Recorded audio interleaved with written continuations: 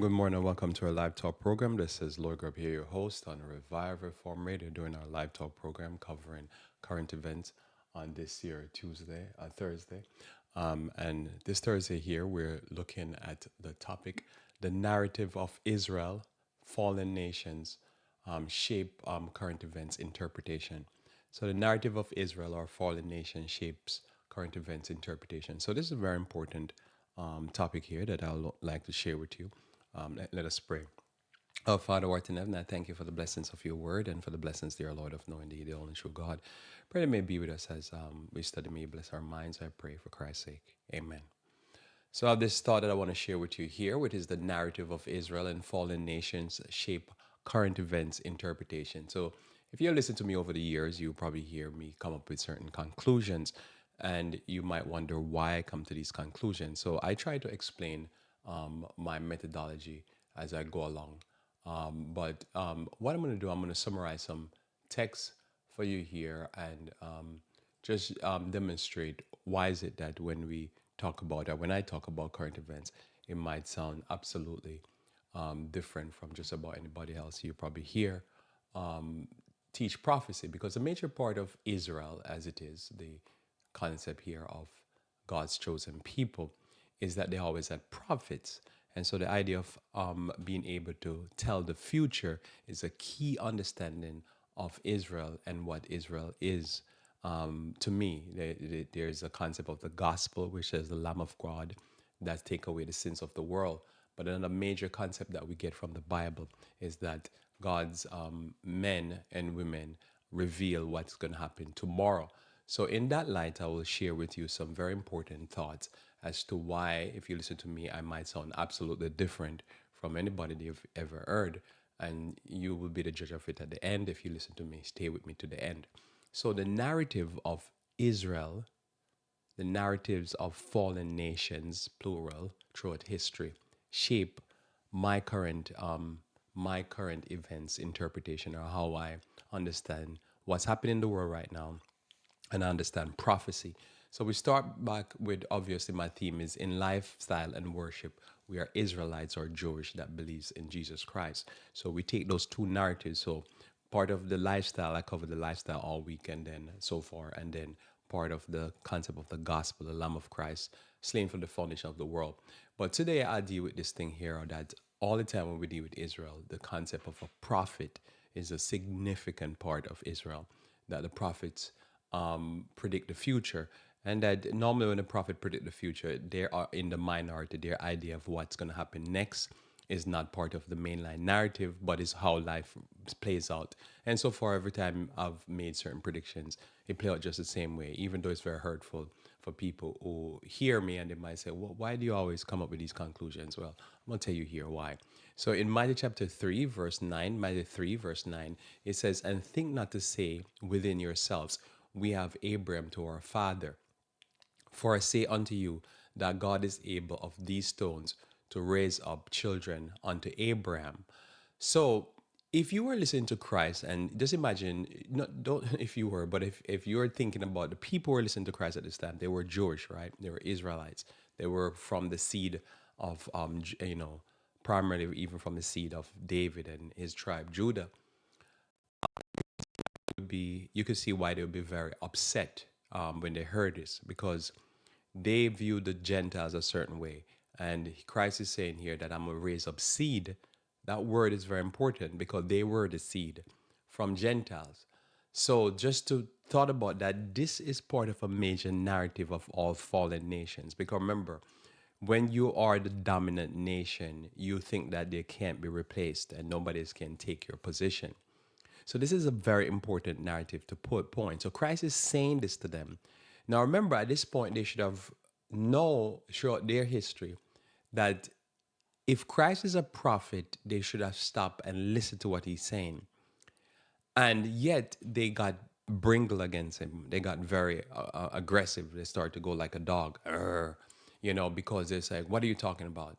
All right. And they say the concept to them sounds so crazy that they wanted to kill him. What I'm going to show you for the next few minutes is that this is a regular narrative in the Bible. Those who are at the head think that their lifestyle and behavior does not matter, and that God has somehow chosen them. And no matter what they do, they're once saved, always saved. So the concept is not new. You know, if you hear somebody talk about once saved, always saved in our modern vernacular, it is something that I'm going to show you. It is throughout history. Whoever is dominant think that their dominance cannot be uprooted. So when we study Daniel, Revelation, when we study Moses, when we study Ezekiel, the major prophets, Jeremiah, this actually is the narrative that's going on. And it's difficult for people to see this, but it's very clear. And I'm going to show you. It's very simple. It's a simple narrative. You look in the world, you say, who is dominant? That they always have a dominant person or mindset, and they think that they got there for some reason beyond practical reasons. And so for the Jews, their attitude was, we're going to be the Jews all the time, and we're going to be dominant. And so their attitude is, if you challenge that, they're like, no, you're going to be destroyed. So Christ says, first thing there, Christ says, there's going to be children sit down with Abraham and Isaac in the kingdom, and you're not going to be there. You're going to be thrust out. This is where we get this concept from. Let's go deeper.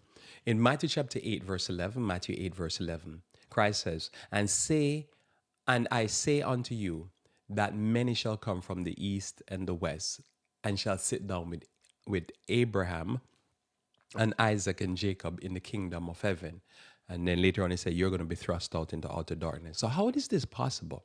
How does one go from dominance to this type of talk, right? So what is the story with Israel that we have to be careful of? Because remember, this concept here of a fallen church, fallen nation, this concept that you fall from grace is throughout the Bible, throughout history. You know, when we study prophecy, what we're talking about Egypt, Israel, Babylon, Medes and the Persians.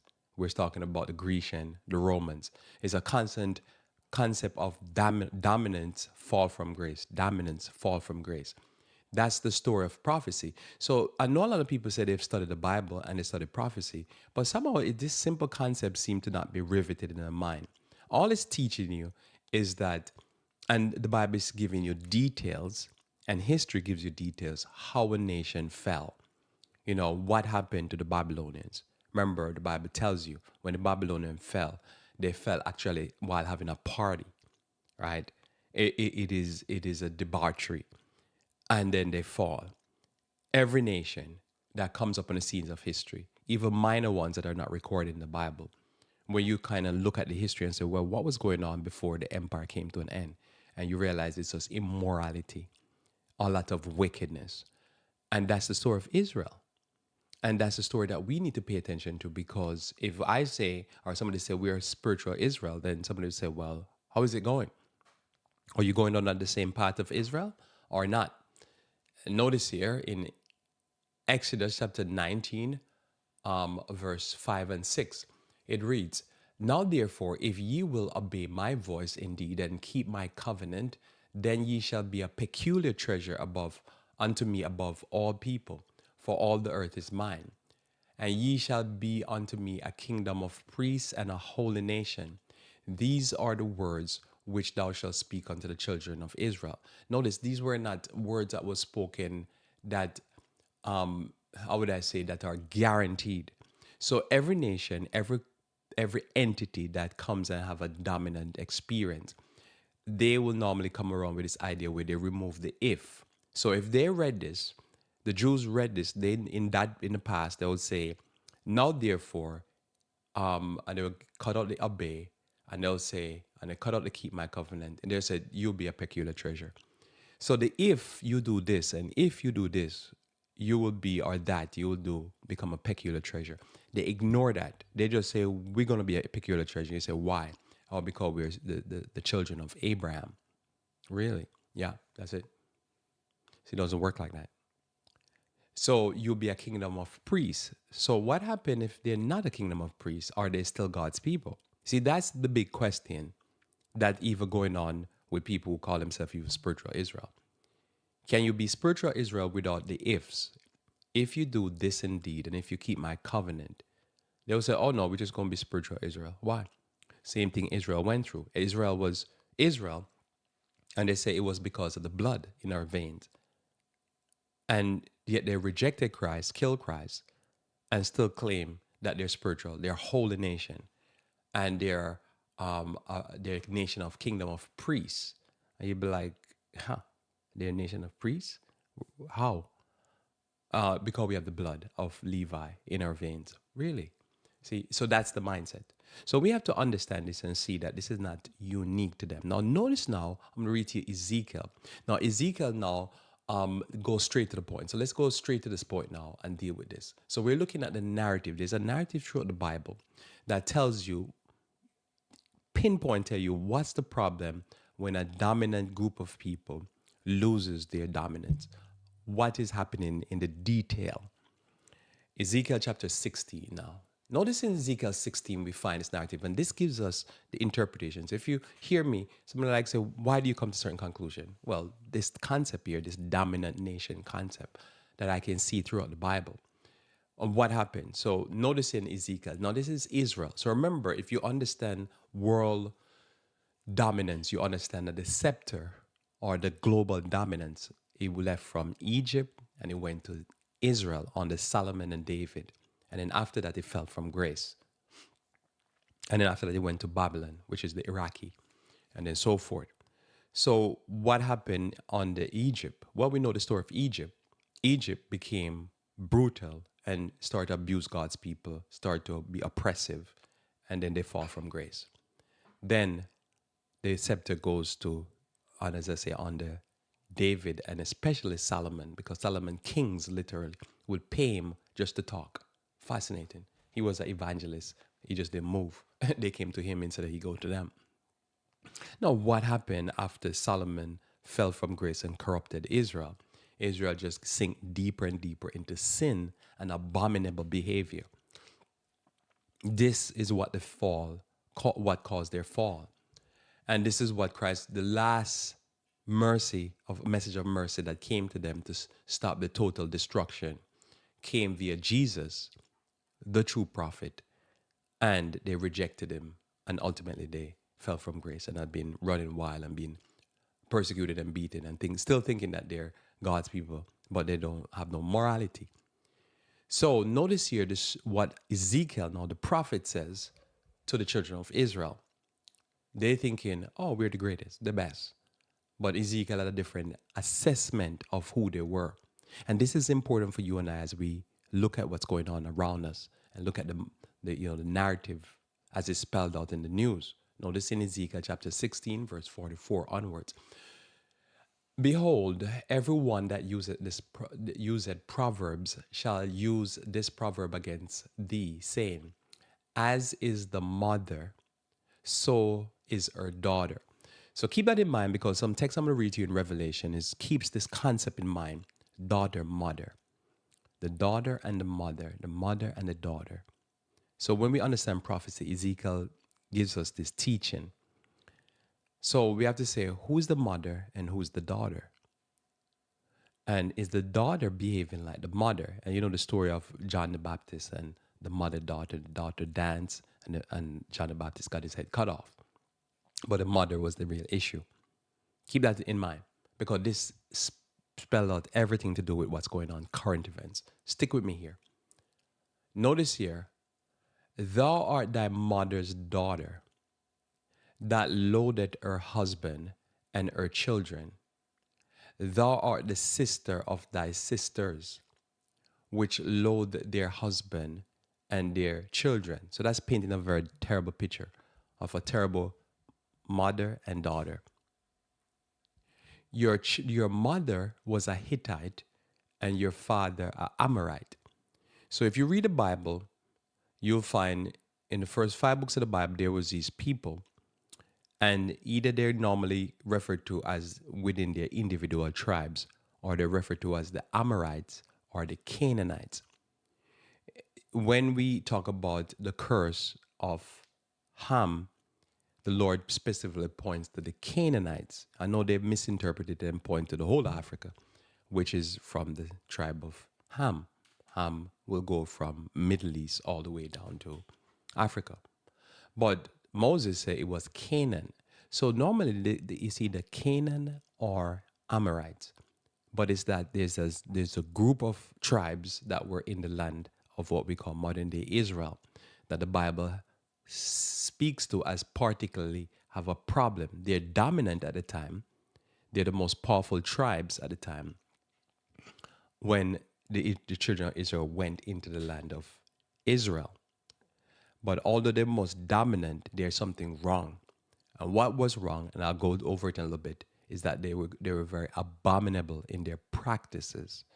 And these abominable behavior they did was particularly a cause of concern, let's call it that, that God had with them. So here, the Lord now is saying that the children of Israel, their mother was a Hittite and their father an Amorite. Well, if you know the story of the Bible, especially in like Exodus and in Deuteronomy and so forth, if you're saying your mother and your father, the mother and the father were Hittites or Amorites, that's a very negative statement because these are people who have some of the most abominable practices that is laid out in the Bible according to Moses. So he's saying here that the children of Israel, their parents, it is saying it's Hittite and Amorite. Basically they're saying the parents is from Canaan or Amorites. Verse 46 says, and thine elder sister is Samaria, she and her daughters that dwell at thy left hand, and thy younger sister that dwell at thy right hand is Sodom and her daughters.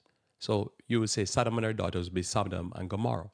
So here, within 3 verses, Ezekiel is painting a picture of the children of Israel at his time when he was a prophet, when he walked the face of the planet. That if you take the behavior of the Hittites, the Amorites, Samaria, Sodom, Gomorrah, and the cities around, what you find is you're describing, to a lesser degree, and you're going to see it in a second, Israel. So obviously, if you read the Bible and you know what happened to the Hittites, the Amorites, Samaria, Sodom, and Gomorrah, then you know what he's intimating. He's saying they're doing very abominable and God is about to wipe them out or remove them. And you know the story of Ezekiel, when Ezekiel preached and Jeremiah preached, shortly thereafter, the Babylonians wiped out the rest of Judah. Israel was already taken captive. So you know the narrative. Anytime any group of people is described in this way, the current events at the time is going to be very clear because there's a history of this.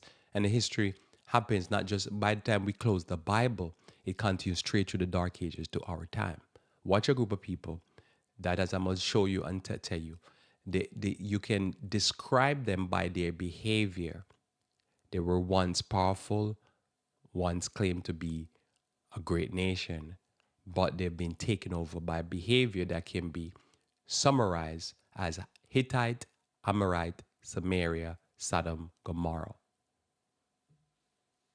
Current events we're talking about. Notice verse 47. Yet hast thou not walked after their ways. So somebody says, oh Lord, see, they didn't walk after their ways. So he's talking about lifestyle and religion.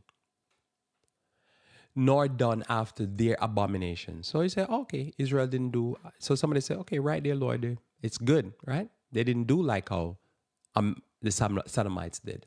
Notice here, but as if that were a very little thing, thou was corrupted more than they in all thy ways.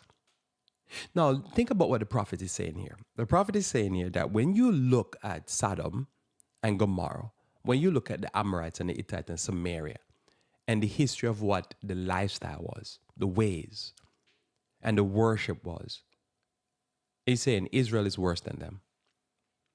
So what's your conclusion? What's going to happen current events wise? So if I'm reading this now, or I was listening to the prophet speaking, I'll be like, oh, I know it's about to go down. See, that's where, if you hear me make certain prediction about current events.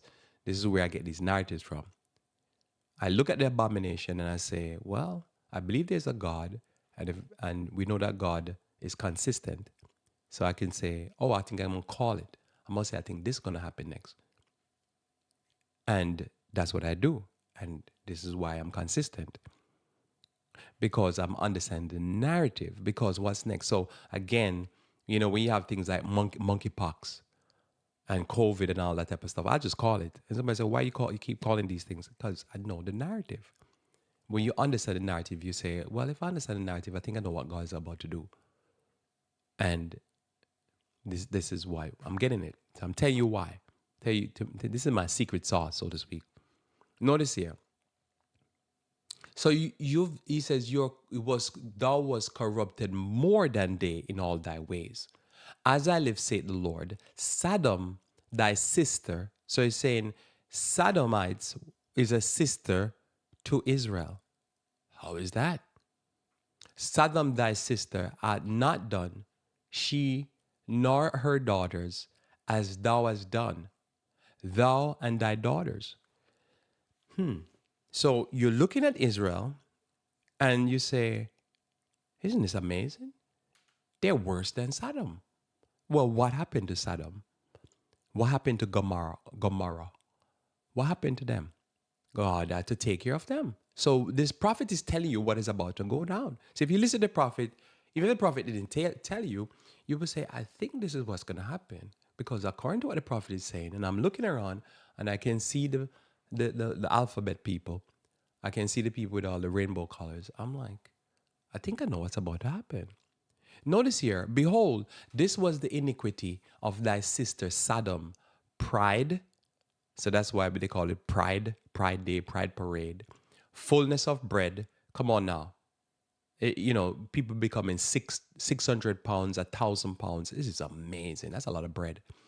Abundance of idleness. That's why people can jump off everything. They jump off. There's nothing better to do. Abundance of idleness was in her and her daughters, which would be Gomorrah and the cities around. Neither did they strengthen the hand of the poor and needy. So when you see Sodomites, they're always aggressive against the fatherless, the widow, poor people, strangers, so forth. And they were haughty, so they're full of themselves, pride and arrogance, and committed abomination before me. So this is why you have all these monkeypox and AIDS and all that type of stuff. Therefore, I took them away as I saw good. What he did, he took them away. Where did he take them? Where did they go? Right? So when you look at current events, you say this happening and that happening. Somebody's like, how do you know this is going to happen? Well, I don't need to know. You should know too. I should come to you and say, hey, what's going to happen? And you say, with me, what's going to happen? I'm going to say, what you see going on? How do people living? And you say, they're living this way. So, okay, if you study the Bible, you say, okay, I know what's going to happen. God's going to have to take them away. Where God's going to take them? All right, where are they going?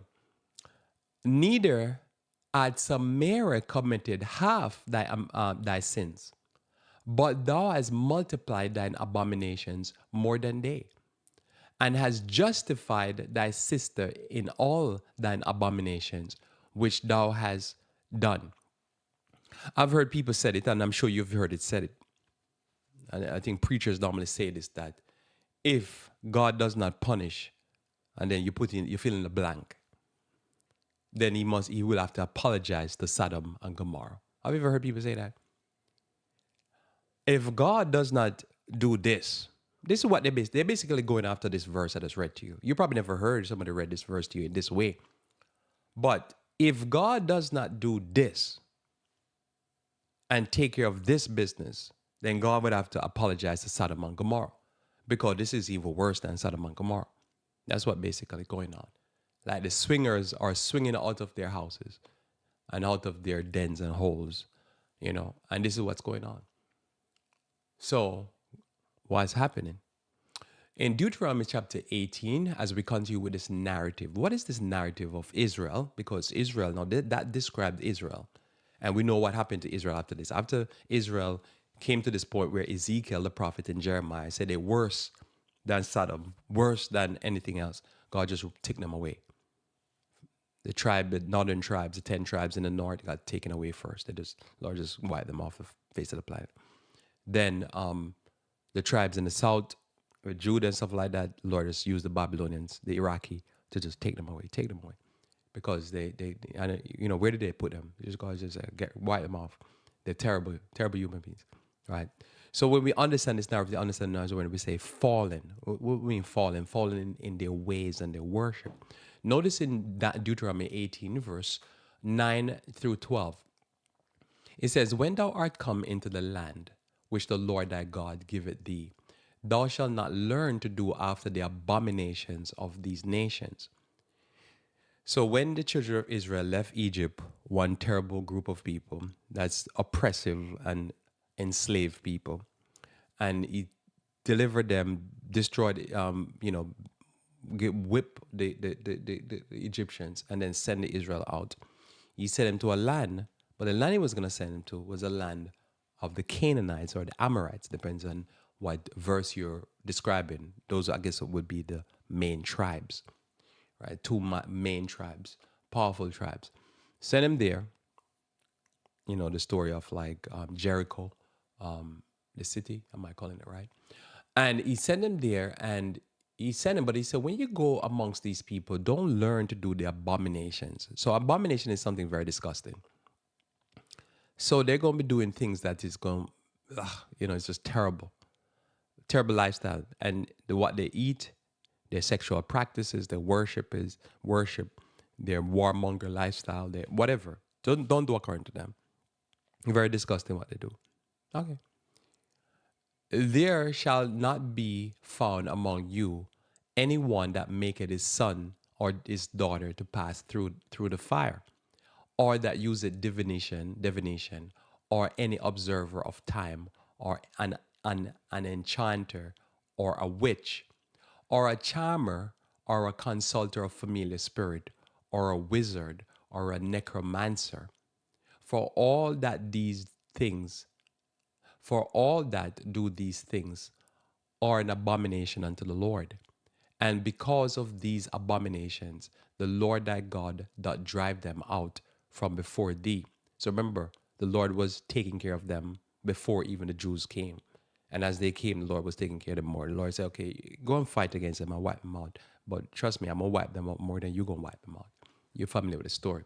Now, why did the Lord do this? The Lord was doing to the Amorites and the Canaanites and the Hittites and the Perizzites and the Hivites and so forth, Jebusites, these tribes, because they were very abominable in their practices and in their worship.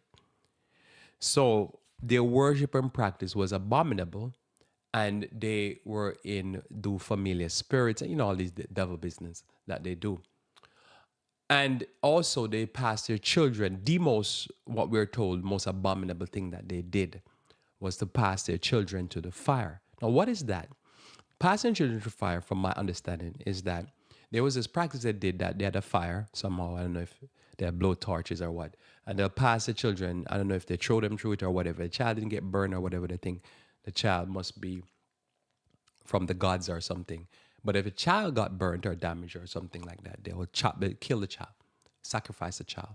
It's a blood sacrifice. So you look at that and somebody say, oh, okay, yeah, that's what they did. What have to do with current events?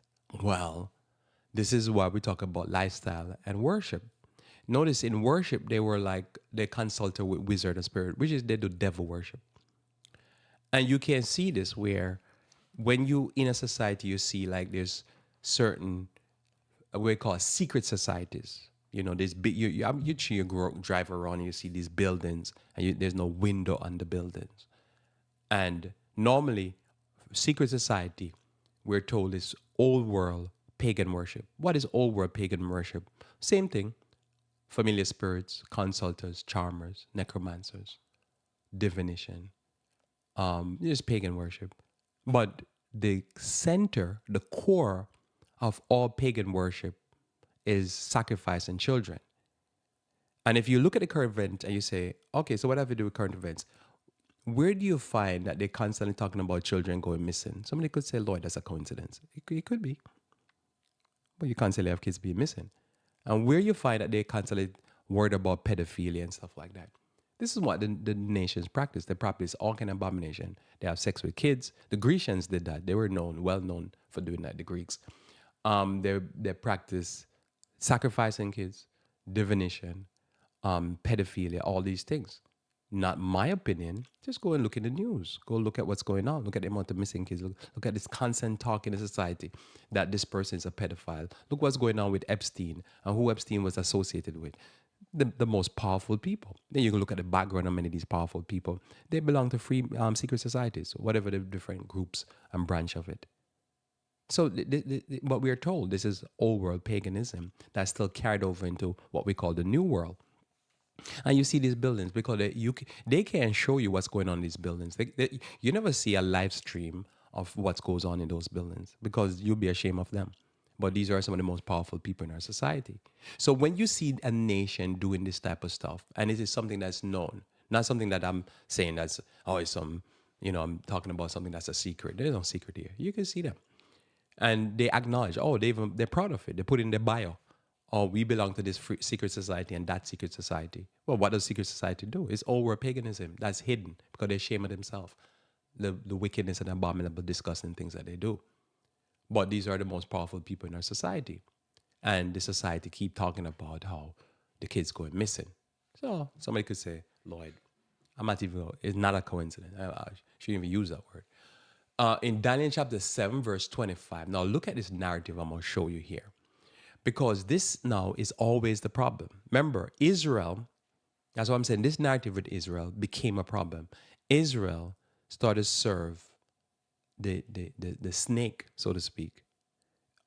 And every time they went to pagan worship, because all what we just described here, Israel started to do it.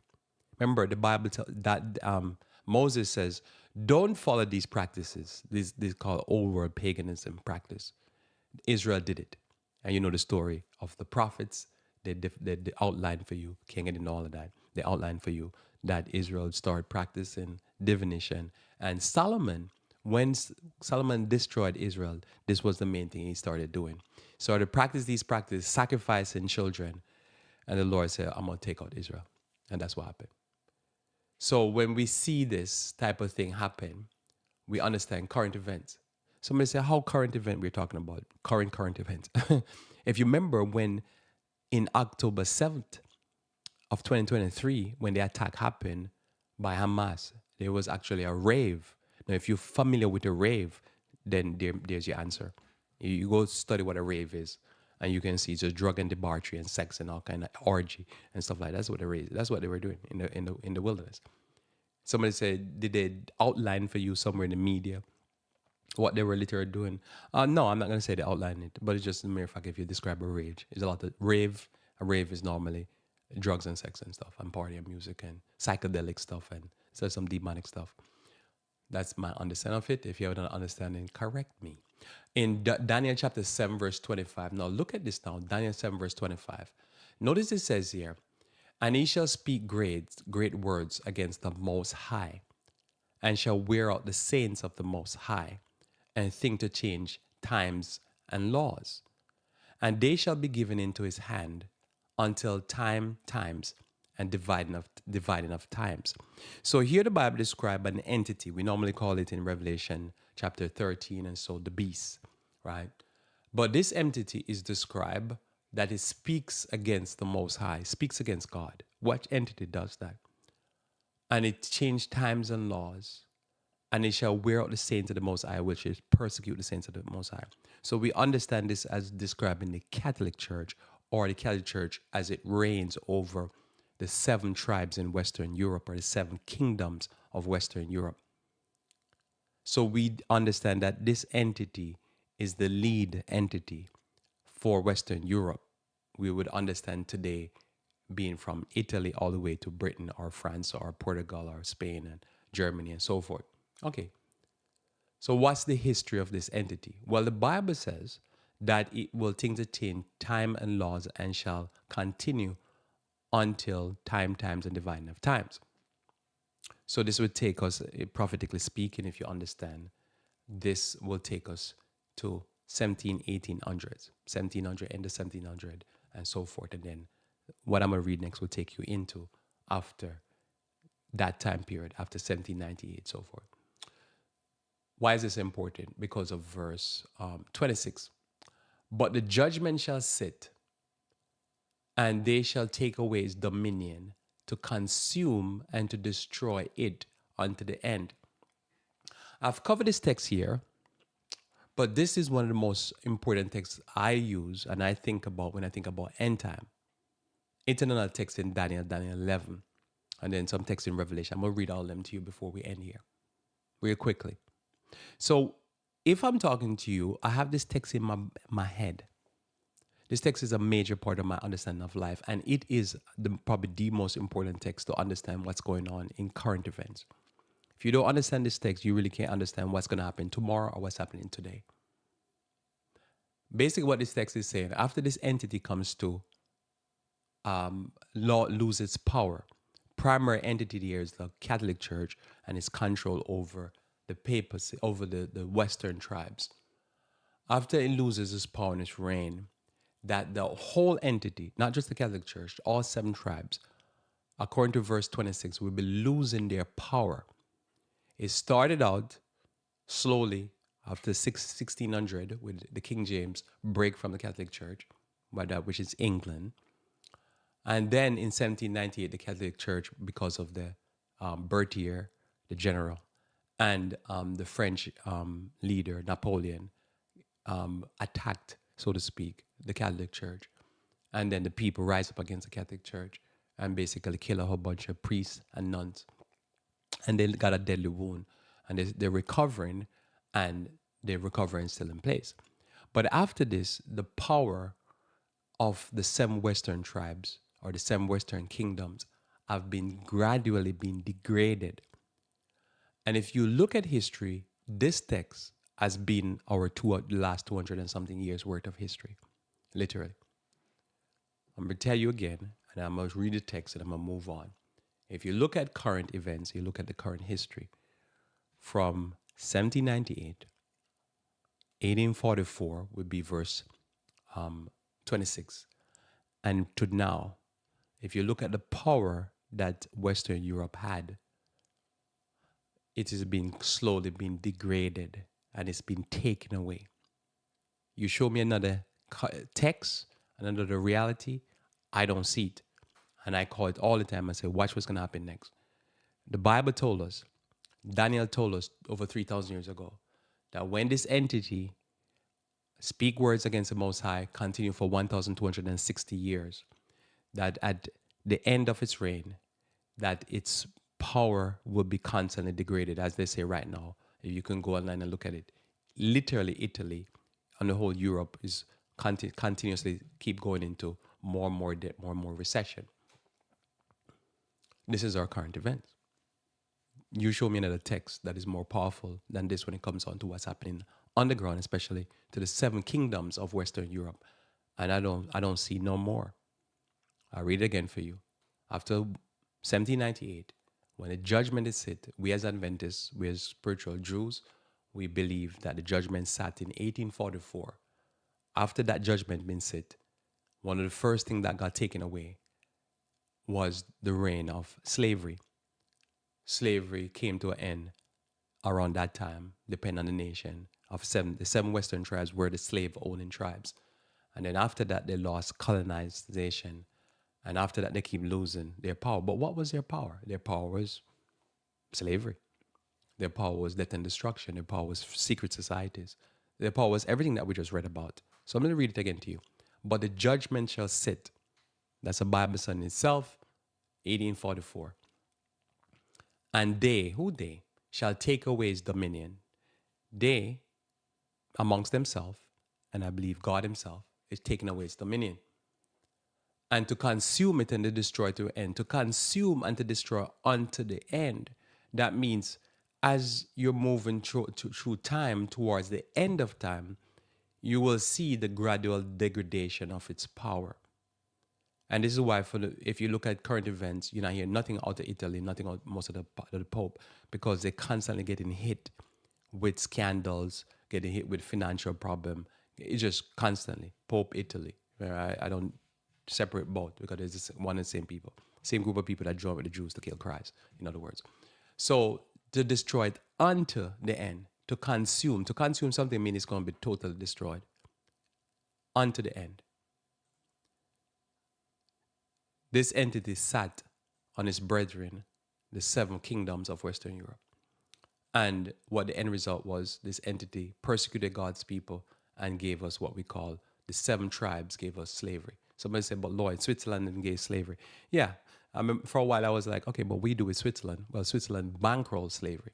They were the lenders for the slave-owning states. There's other six brethren, including the Italians and everybody over there. All right. So what we do now with Daniel, Deuteronomy 7. Let's go back to Deuteronomy 7. So I'm going to bounce around now. Remember, the narrative in Exodus was God's taking his people from Egypt and he's sending them to a group of people that has 7 nations. When you look at Western Europe, it's 7 nations, and they're the one that give us all this craziness that we're dealing with in our society now. Because remember, the narrative is Israel and abominations, or Israel and fallen nations. What is the practice of the nations? And the practice, you can just put it on a chart and just tick it off. They do this, they do that, they do that. Okay. Same thing with the Egyptians. They do this, they do that. Very abominable.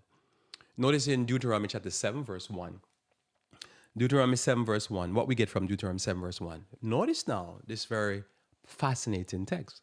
Deuteronomy 7, verse 1, it says, when the Lord thy God shall bring thee into the land whither thou goest to possess it, and hast cast out many nations before thee, the Hittites, the Girgashites, the Amorites, the Canaanites, the Perizzites, the Hivites, and the Jebusites.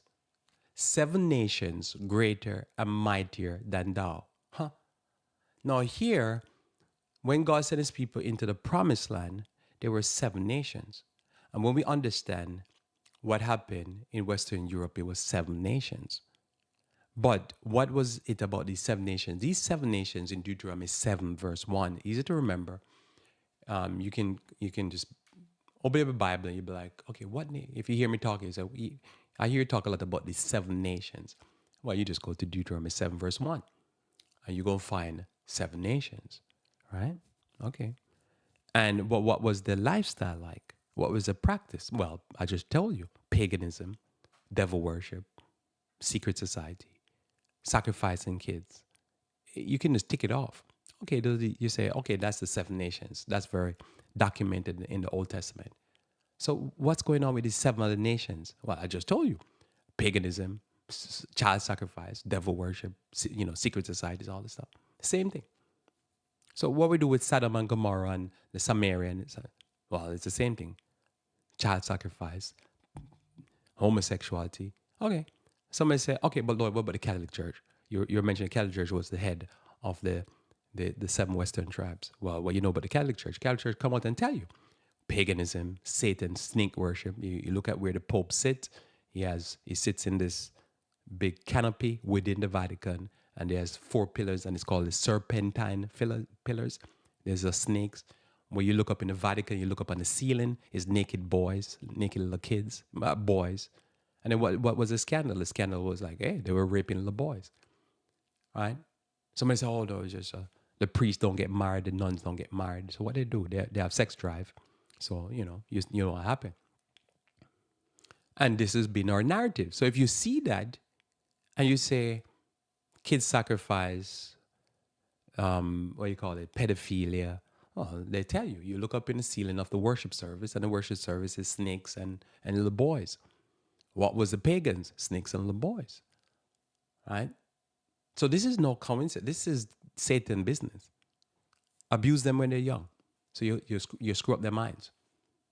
But what was the Girgashites and the Amorites and the Hittites and the Canaanites and the Perizzites and the Hivites and Jebusites doing? Same thing. Because it's the same God over them, is Satan. And this is what it is. So that's why when you understand current events and you understand this narrative, and when the news broke about all these one priest, I think in San Francisco, wherever filled with a lot of homosexuals, but San Francisco, rape, I think 200 and something men, little boys.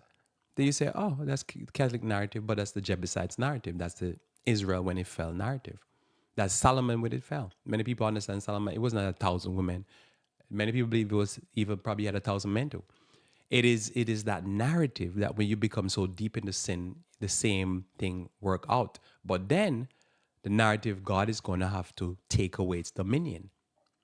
Well, notice now, 7 tribes was in when the time of Israel, in Moses' time. Now notice in Revelation chapter 13, we have the 7 tribes being mentioned. So notice Revelation chapter 13, verse 1, and we find the 7 tribes again, or 7 kingdoms. But this time we're not in Israel of old. We're now gone to Europe. And in Western Europe, we have 7 kingdoms. Now, what happened? Notice here. Revelation chapter 13, again, this odd number. And then next we're going to go to Revelation 17. So these odd numbers. So Revelation chapter 13, verse, where are we going now? Verse 1. So easy to remember. Revelation 13, verse 1, Deuteronomy 7, verse 1.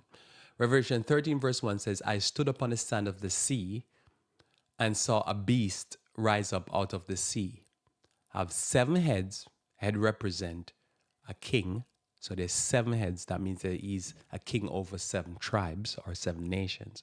So 7 heads and 10 horns. A horn represent a power.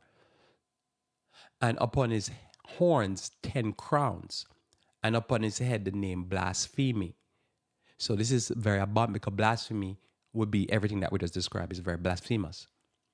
So you have an entity. This again is describing the papacy rule over the 7 tribes, because later on he's going to say he has he has 7. He says 7 heads. He's going to repeat the 7 heads again. And so you understand it's a beast. You have 7 heads. What is 7 heads? 7 heads of state. 7 heads of state over what? 7 kingdoms. What are 7 kingdoms? 7 Western kingdoms of Europe. Britain, France, Germany, Italy, Portugal, Spain, and so forth.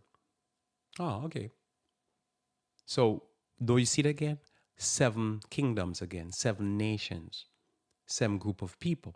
Now, this is important to note, because when you see this description and you see the description with the Amorites or the Canaanites, at one point there were more tribes and they disappeared.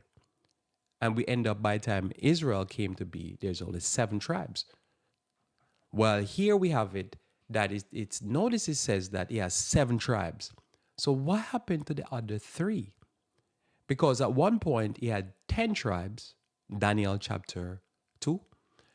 But then by the time we come to the Dark Ages, there's only 7 tribes. What happened to the other 3? The Vikings, 1 tribe from northern Italy got wiped out. Where did they go? Who took them away? So notice here in Revelation chapter 13, verse 1 again. I read for you, because this is telling us end time narrative. Because remember, the Lord said, I'm going to take away this dominion. So what we can see from 1844, the losing of power. But what type of power? Is it a good power or a bad power? Revelation chapter 13, verse 1 again. And I stood upon the sand of the sea, and I saw a beast rise up out of the sea. It just comes up. Having 7 heads, okay, and 10 horns. Wait a minute. A horn represents a power. Where are the other 3 horns? Well, we know the history of Western Europe, that they genocided 3 of their kingdoms. So what happened? It wasn't China that genocided 3 of the kingdom. It was no country in Africa or in the West. It was not Russia. It was not any country in Eastern Europe. It was they wiped out of the face of the map 3 of their kingdoms. So there were 10 kingdoms and they became 7. 3 got taken out in order for the papacy or the Italians to come to power. They decided whoever resists them gonna get wiped out. So when we talk about the West and we talk about like the wiping out of the native Indians, remember, there's not really much there, because at the end of the day, if you wipe out 3 of your own people, that tells you, in order for you to come to power, that's the power that God says for 1,260 years reign. So when they reigned for 1,260 years, they started the reign via the Catholic Church and the Italians. They started that reign via subduing and destroying 3 kingdoms. So that intimates to you, if you can do that to your own, what's going to happen to others? It's going to be brutal. So you can understand why God now has to degrade this power, because this power not only persecute the saints during the Dark Ages, but it also started by wiping out three of his own tribes, or three of his own people. As I say, one of the tribe you can look at, it was in northern Italy. They got wiped out. I think the Vikings got wiped out, and somebody's got wiped out. Three tribes. This is history. This is all rudimentary. But what am I here? Notice 7 tribes at the time. There were more, but they became 7 tribes. They were brutal amongst themselves. And then it's replayed now back in our time, more modern time. 10 tribes became 7. So God said, I'm going to take away this dominion. So when you look at the news, you can see what's happening with various different wars and various different moves. France just lost 2 of its colonies. You can see all these moves happening, and you can say, okay, how do you know this is going to happen? Because of this text. I can see it, and that's why I would say, oh, and I know what's going to happen. I say, this is going to happen, or that's going to happen. And somebody's like, how do you get that? Well, I'm getting it from these texts. I believe in these texts, and I believe these texts are legit, because if you're a Jew, you have to be in prophecy. And what the prophecy is telling us, that the 7 Western tribes from Europe, 7 tribes or 7 kingdoms from Europe, are going to keep losing their power. And we see this around the world. That's why they're fighting, because they're saying, oh, Russia with this war in Ukraine is trying to change the global order. Yeah, because that's what's supposed to happen. That's what the Bible tells you will happen. You either believe it or not, but I can show you it all the time. I call it. Somebody say, why are you calling it like this? Because I see the text. This is what the text is saying. It's what prophecy is saying. Revelation chapter 30. Revelation 17, another odd number. What did I just say? Revelation 17, verse 1. Notice in Revelation 17, verse 1. See if we can get through 1 or 2 more of this. Notice here, Revelation 17, verse 1. It says, and there came one of the 7 angels, which had the 7 vials, and talked with me, saying unto me, come hither, I will show thee the judgment of the great whore that sitteth upon many waters. Many waters mean many people. So this has to be a global international system. That's where you get your World Bank, IMF, all these crazy, wicked institutions. Notice here, with whom the kings of the earth have committed fornication. Because remember, it's a female being described here, because we're talking about the Samaria and the Gomorrah story, and there's more there. And the inhabitants of the earth are made drunk with the wine of her fornication. So he carried me away in the spirit into the wilderness, and I saw a woman sit on a scarlet-colored beast, full of the name of blasphemy, having 7 heads and 10 horns. So same description of Revelation 13, but with some added information so you can get an understanding. So you see a woman, which represents a church, sitting on 7 kingdoms, the 7 Western kingdoms of Europe. And she's described as a female, and she's sitting in a kingdom, and the kingdom is 7 heads, because 3 of them were destroyed. And they have 10 horns, because the powers are still there, the geographical location, and the people are still there, but their leadership have been decapitated. But the woman is sitting on the beast. She is not the beast. She just sits on the beast. Many people have interpreted that she is, so to speak, the beast. The beast doesn't exist. The beast exists. In other words, there are 7 kingdoms, and there's somebody riding the kingdom, a whore. She riding 7 of them.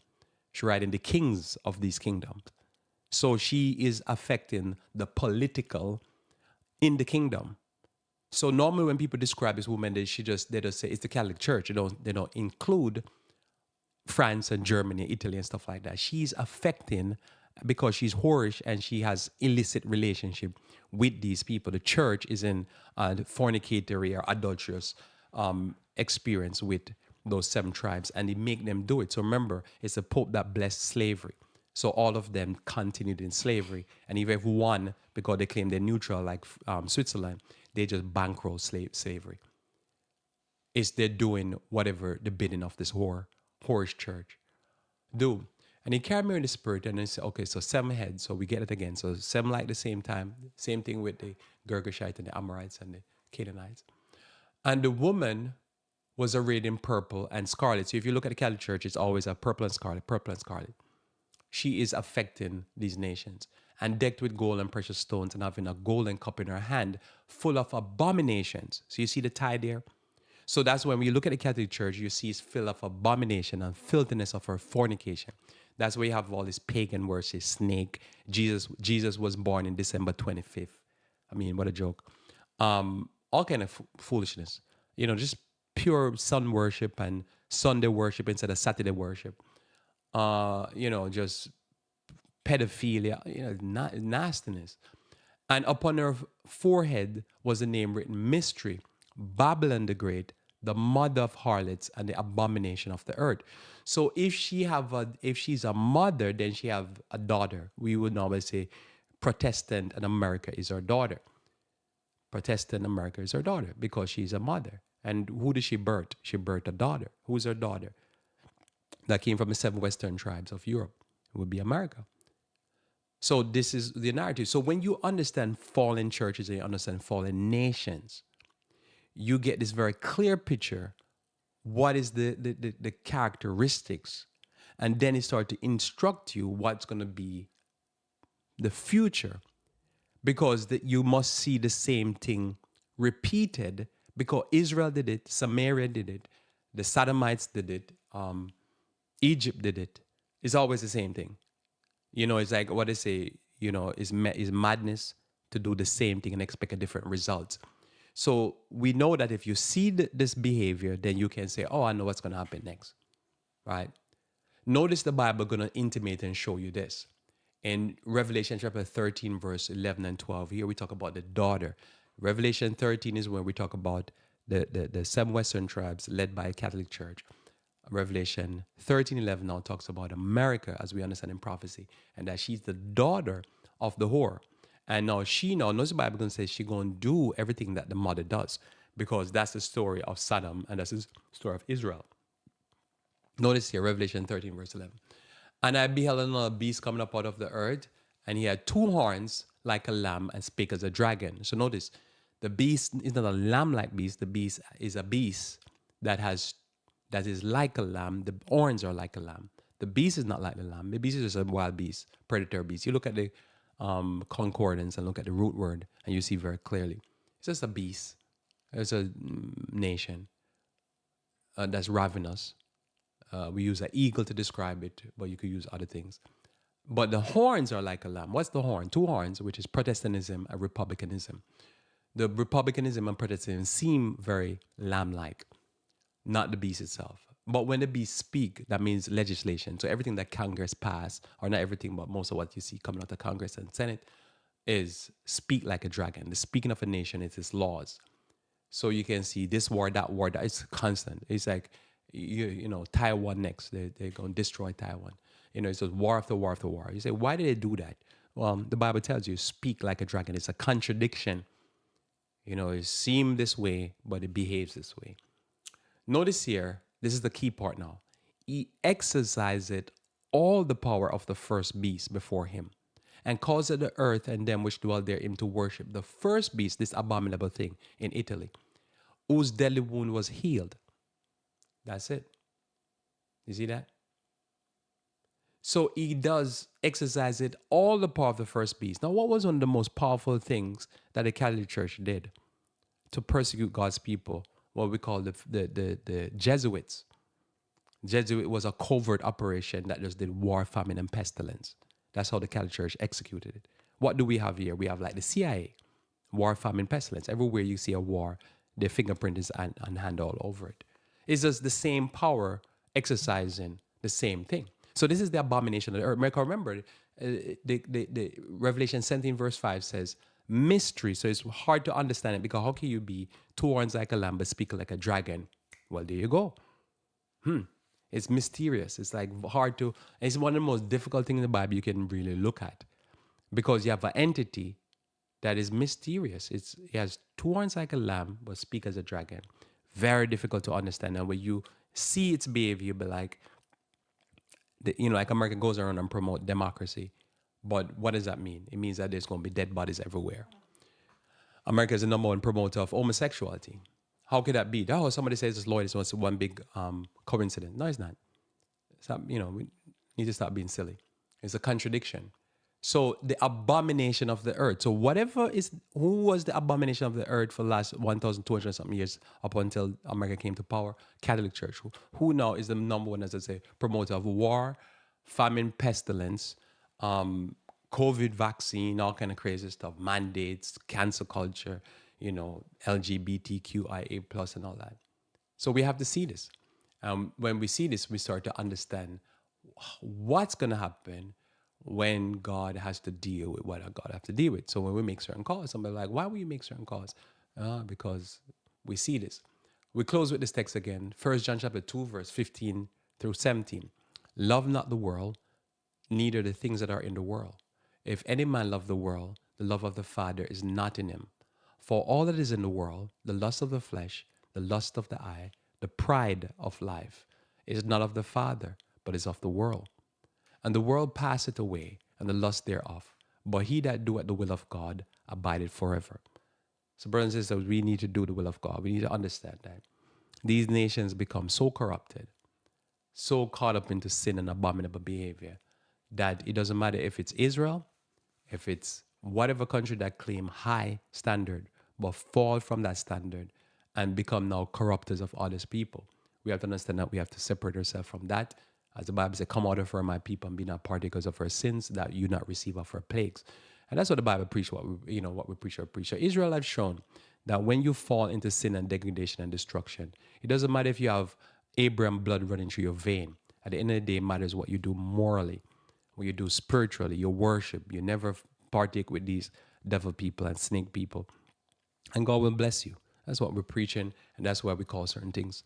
That might sound different to others, but we just call it a narrative that if you keep doing gay sex and anal sex, you might end up with monkeypox and all kind of weird diseases. And more that is coming. They keep doing amalgamation with these amalgamated vaccine, more death and destruction. It's just the more they rebel against God, is the more God punish. That's just our reality. Let us pray. Our Father who art in heaven, I thank you for your word in this day. I pray, Lord, you may bless and guide us along as we go through this day. And may you be with us, dear Lord, that we might truly walk humbly before thee and keep thy laws and thy covenant. This is my prayer in Jesus' name. Amen. Well, thanks for being with me here on Revive Reform Radio. Looking forward to talking to you again live tomorrow when we should talk about religion. Until then, I pray that you may walk with the King.